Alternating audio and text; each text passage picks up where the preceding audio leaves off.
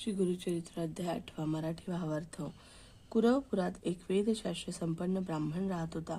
त्याची पत्नी अंबिका ही अत्यंत सुशील व पतिव्रतेत तत्पर होती, परंतु तिचे पूर्वजन्म असे होते की तिचे पुत्र जन्मताच मरण पावत असत।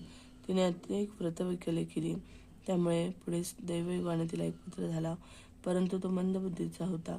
सर्व उपाय करून झाले, पण काही सुधारणा झाली नाही। पुढे पित्याने त्याची मुंज केली व त्याला विद्याभ्यास शिकवण्याचा प्रयत्न केला, परंतु त्याला काहीच आकलन होत नव्हते। ब्राह्मणाला त्याची खूप चिंता वाटू लागली आणि हळूहळू त्याच्या मनामध्ये मुलाबद्दल द्वेष निर्माण होऊ लागला। त्यामुळे अंबिकेला खूप वाईट वाटले।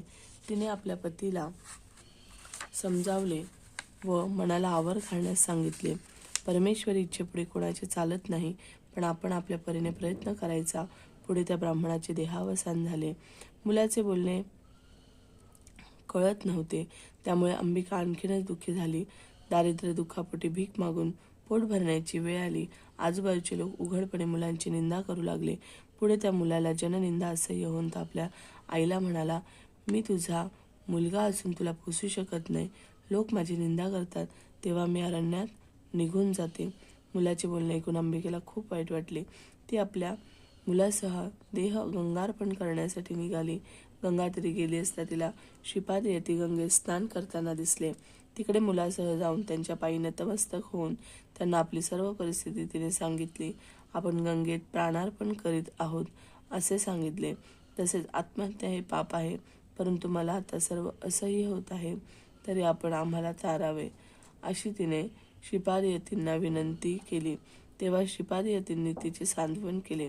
त्यांनी तिला शनिवारी प्रदोष असता शिवपूजा करण्यास सांगितले। या पूजेचे महत्त्व तिला पटावे म्हणून पुढील कथा सांगितली।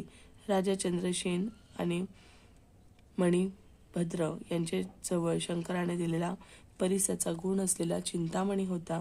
राजा महाकालेश्वर मंदिरात शिवार्चन करीत होता।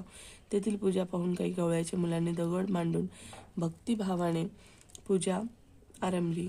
सायंकाळ झाली तशी सर्व मुले घरी निघून गेली, परंतु एक मुलगा तसाच डोळे मिटून शिव आराधना करीत बसला। रात्र होताच त्या मुलाची माता तिथे आली। सर्व पूजा उधळून देऊन मुलाला मारत घरी घेऊन गेली। मुलगा रडू लागला, त्यातच दुःखाविगाने बेशुद्ध पडला। त्याच्या भक्तीने शिवशंकर प्रसन्न झाले। त्यांनी मुलाला दर्शन दिले व एक रत्नजडित देवालय तिथे निर्माण केले।